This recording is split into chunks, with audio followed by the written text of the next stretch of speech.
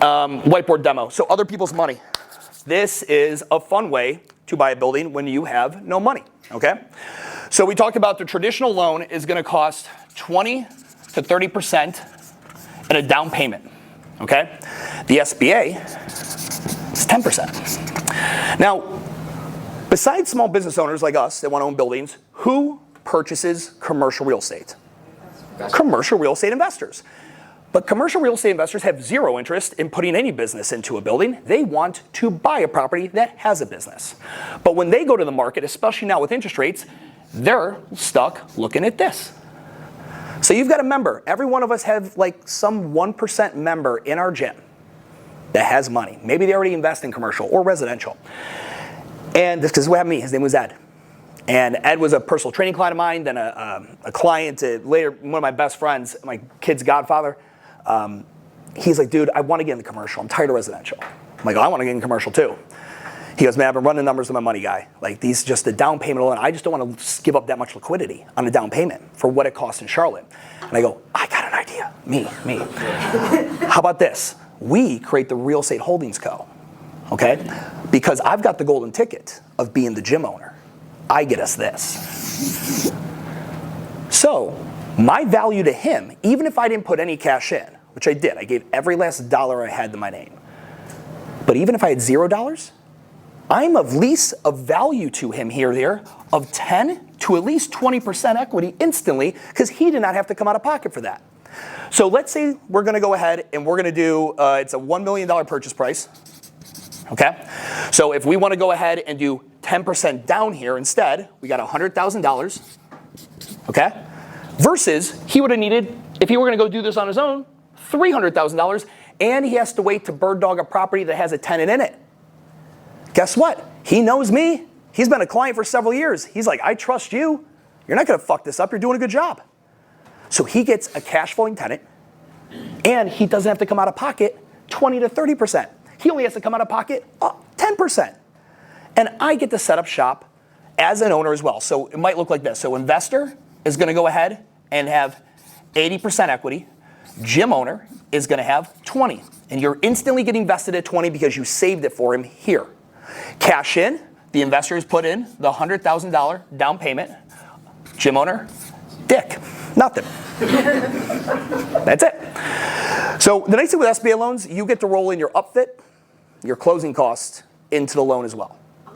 Yes, very good. So investors here. Now, I don't want to just be 20 though. I want to be like even. And if your investor is anything like Ed was extremely altruistic. He knew this is what I wanted to do. And he knew that he didn't have the cash. He had the cash. He didn't want to spend it. I didn't have the cash to do a 30% of my own. I might have been able to swing this. It would have been nuts. But we could go ahead and on our deal, we just went 50-50 on the 10% down. In this scenario though, where we're using 100% of other people's money, this is how I'd recommend it go. So the SBA is going to require you to sign a 10-year lease on that loan. Fuck it. All right.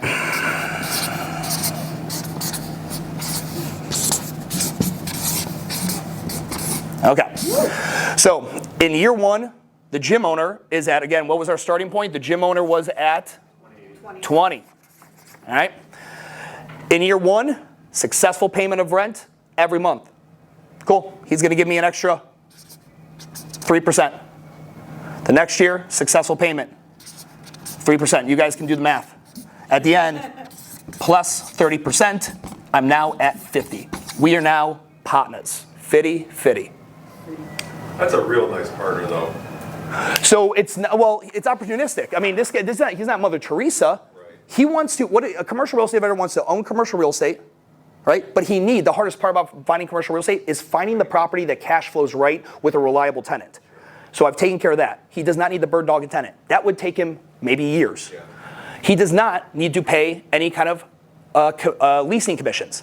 Because if he bought the building and then went and found the tenant, he would then have to pay a leasing commission. The leasing commission, when I leased out my brewery, I had to write a check and I vomited $190,000 in commissions. half to the leasing agent, half to the tenant's agent. He doesn't have to do that either. And he also was like, loves the gym. Like there's that altruistic element of the whole thing. But he gets, at the end of the day, he gets a cash flowing property. The thing you guys then have to have the conversation about in your partnership agreement, I'm just fucking this whole thing up, is whatever this mortgage is, mortgage plus property taxes, insurance, and CAM, common area maintenance, let's say all that in is gonna come out to $6,000 a month. Well, again, it's not a smart idea to just pay the $6,000 a month. So you gotta come up and figure out what fair market value is. A gym has to survive. Like I've looked at numbers of gyms and I'm like, let me see your rent. I'm like, that's why you're so good. Your rent is below fair market value. You are full of shit. If I took you out of that building and put you in the actual price that normal people are having to pay, you wouldn't be here. It's like, oh man, I'm so rich. Well, you live in your mom's basement. Like you don't pay shit. You don't know what operating expenses are. So here, this is where you gotta have a conversation. What kind of margin do we wanna do? And again, you're gonna have to do maybe an annual escalator, 3% interest, or 3% increase on the lease, but maybe you started at $8,000 a month, right? Nothing crazy. Did you increase your lease and the? Oh yeah. Okay. Yeah. All right, that makes more sense. Yeah. So I didn't just pay mortgage. Yeah. No. I was paying a good amount over, just enough to where again, because that's when I decided to my profit margin down to 2, because I was paying more there. But that's fine, because and guess what? For every $8,000, because we're paying into it, remember, we can take disbursements. How much is actually mine? 1,600. 6,000. 4,000. Oh, I'm 50. 5%, yeah. Every dollar I pay, 50 cents of that is mine. Now, if you're doing quarterly, or if you're doing like disbursements throughout the years, obviously your percentage isn't that high when you start. But then when you come here, at the end of 10 years, the last thing we'll talk about is, we'll do it in here real quick. What time am I done here?